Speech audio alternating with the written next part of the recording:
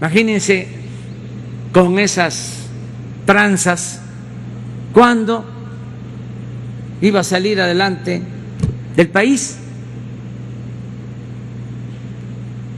No alcanzaba el presupuesto, por eso se abandonó al pueblo, por eso tanta pobreza, por eso tanta desatención,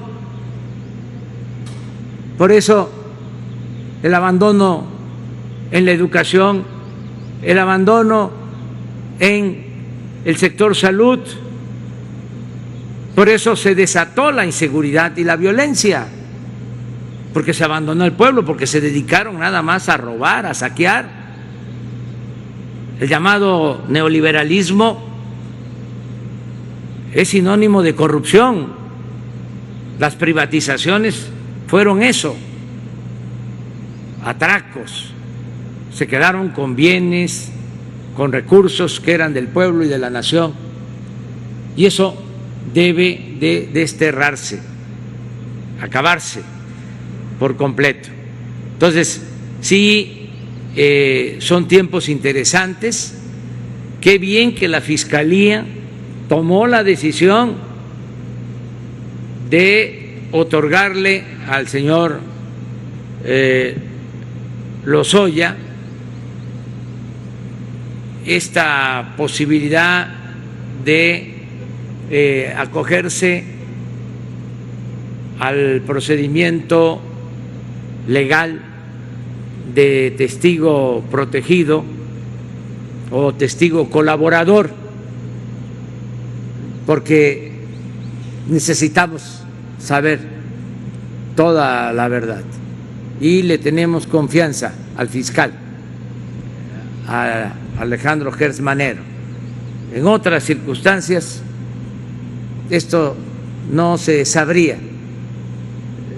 seguiría estando oculto. Miren, porque tiene tantas implicaciones este asunto.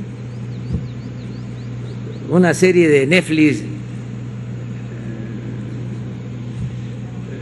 sería un cuento de hadas, fresa, en comparación de esto. Cuando tienen que hacer, porque era un escándalo mundial, la denuncia en la anterior Procuraduría, ciudadanos o organizaciones piden al Instituto de la Transparencia que se dé a conocer el expediente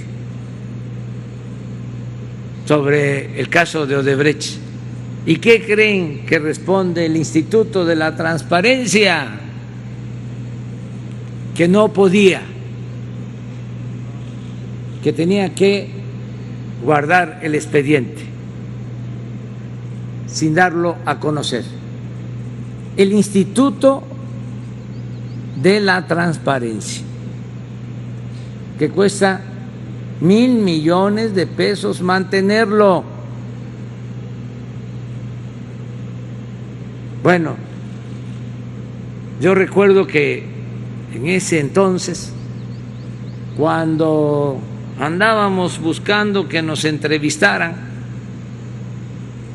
para aprovechar espacios en medios, tuve la suerte de que me entrevistó Loret de Mola, en aquel entonces muy hostil la entrevista. Se ponían los conductores en aquel entonces pues del lado del régimen y me querían siempre sentar en el banquillo de los acusados. Tengo algunas experiencias sobre eso. Algunos simpatizantes, amigos decían: ¿para qué vas? Si no te tratan bien. Pero nosotros necesitábamos comunicarnos. Por eso digo, benditas redes sociales, porque ahora ya es otro asunto, pero imagínense en aquel entonces que había control de la prensa, de la radio, de la televisión, con honrosas excepciones. Entonces me acuerdo que en esa entrevista, que por ahí debe de andar en las redes sociales, me dice el conductor del programa, Loret de Mola, a ver, pruebas de corrupción. Entonces les digo, lo de la compra, le menciono la compra, le describo lo que habían hecho con la compra de la planta de fertilizantes, lo que había hecho Pemex. Y claro, alzó nada más las cejas y no dio importancia a lo que había yo denunciado, porque yo, el tiempo que fui opositor, hice muchas denuncias, pero siempre con pruebas, siempre con pruebas. ¿Qué pasa?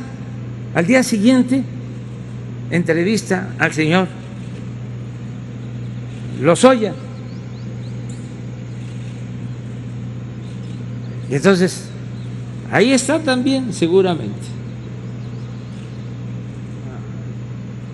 Está difícil, ¿verdad?, que se consiga ahora.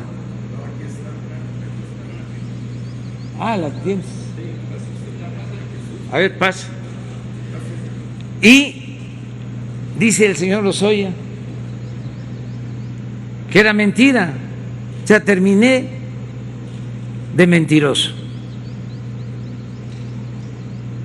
Pero miren cómo es la vida, las vueltas que da la vida.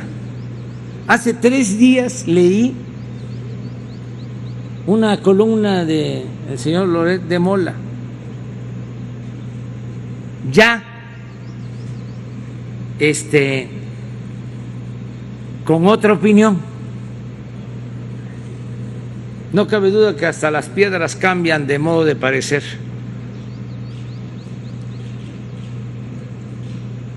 Entonces, sí es un asunto muy importante.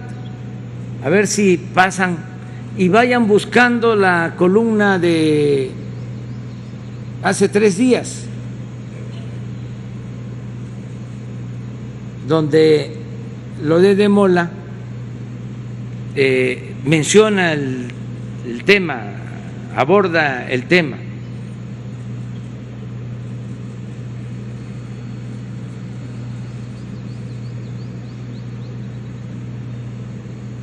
Pero bueno, qué bien, esto va a ayudar mucho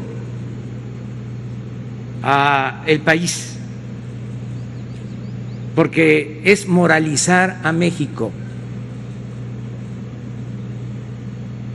Ahora recordé también al general Mújica, un general revolucionario michoacano que admiro mucho, que fue gobernador de Tabasco, fue secretario de Comunicaciones y Transportes, de Comunicaciones del general Lázaro Cárdenas, fue también aspirante a la presidencia. Se dice que se perdió el rumbo del movimiento revolucionario porque si hubiese quedado el general Mújica, la Revolución Mexicana no se hubiese desviado, porque la verdad era un hombre íntegro, de primera.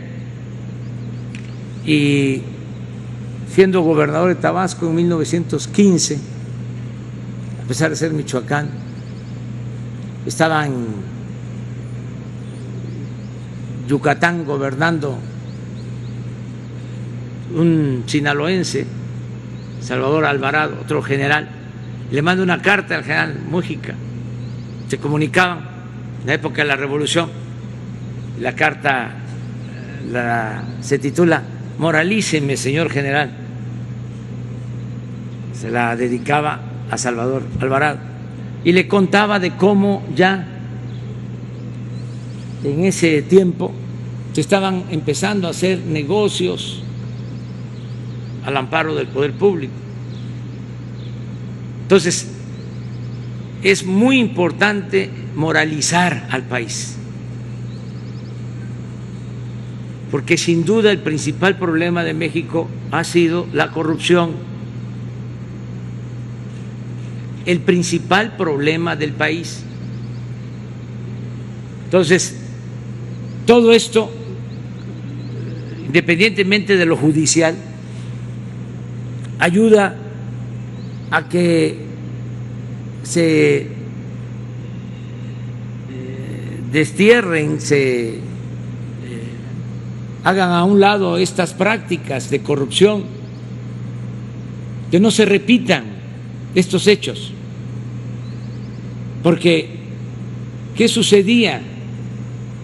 Había corrupción y se veía normal, y el corrupto no perdía ni siquiera su respetabilidad. Era una forma de vida, lo hemos dicho muchas veces.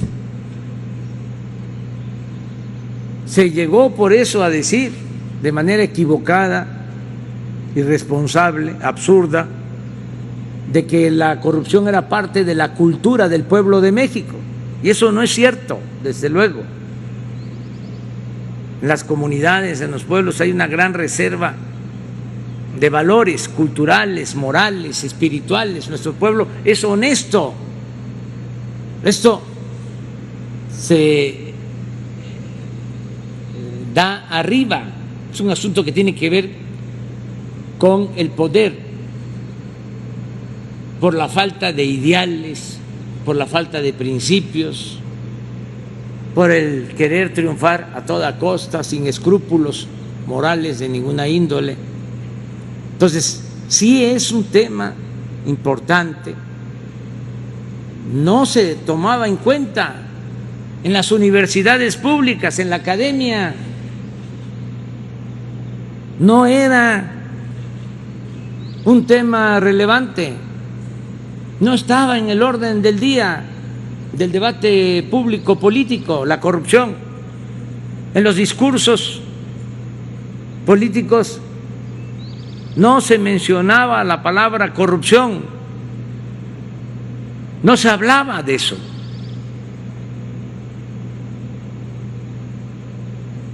Porque era una especie de asociación delictuosa la que prevalecía, lo que imperaba.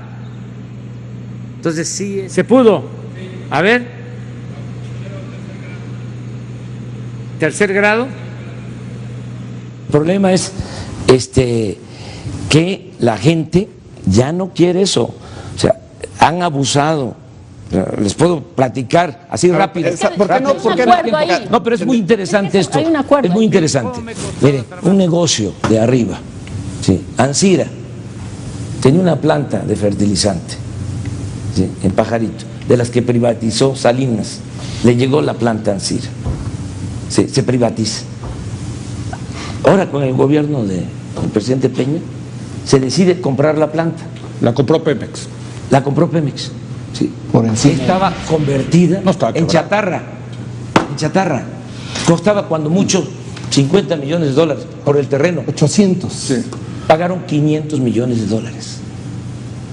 O sea, estamos hablando de negocios. Es que hay un acuerdo sobre el tema de la corrupción. Arriba Sí, claro. Sobre ese tema hay de un acuerdo. corrupción, sí, de impunidad. Pero no los va a perseguir, candidato. No, es que hay un Entonces, acuerdo. Dijo que no los va a perseguir. Vamos a acabar con la corrupción, vamos a acabar con la comunidad, con la impunidad. ¿Pero cómo? Y claro que los mexicanos todos, sí, la mayoría de los mexicanos está Sí, de acuerdo. totalmente. Ahora, el que hace esos negocios, sí, es el que hace esos jugosos negocios al amparo del poder público, que se han hecho inmensamente ricos, sí, Pues claro que no quieren el cambio, o sea, los comprendo. Pero no lo ¿Pero va a cómo? ¿Pero cómo A ver, cambia? a ver, No los Denis, voy a perseguir, Andrés Manuel. por favor. porque no es mi fuerte, Espérame. la Candidato. venganza, y porque lo que queremos, sí, es sacar a México del atolladero en que lo han metido. Vamos a iniciar una etapa nueva en la vida pública del país. A ver, También- candidato. ¿Pero cómo? Denis tiene otra pregunta en, ese el mismo tema. En ese mismo el tema. tema de la corrupción, y que creo que ahí sí hay una cosa. A ver.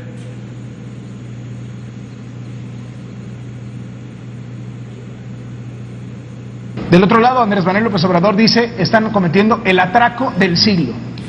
Carlos, una mentira, aunque se repita 100 veces, no será verdad. Esto no es un atraco. Un atraco es quien propone endeudar a los mexicanos. Un atraco implica regresar a aquellas historias que nos tocaron inclusive a nosotros, en donde los mexicanos nos endeudamos, se cayó el precio del petróleo y todas las familias sufrieron. Pemex ya no puede seguir endeudándose. Hay que cambiar nuestra historia por historias de éxito para las familias mexicanas. ¿Está quebrado Pemex? Pemex tiene unas finanzas endebles, Carlos. ¿Y por qué? Porque, si me permites hacer el contexto, en los últimos 10 años Pemex ha pasado de producir en su pico 3.3 millones de barriles a producir 2.5 millones de barriles diarios. ¿Por qué? Porque ya no hay petróleo abajo. Carlos, inclusive en gas. Hoy en día México es un importador neto de gas. 33% del gas que consumimos en nuestro país es importado. Estamos en riesgo de convertirnos en importadores netos de energía.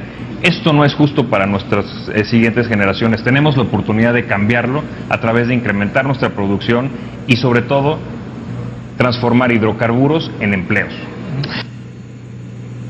Hasta ahí. Pero hay más, ¿eh? Pero bueno, ya después lo vemos.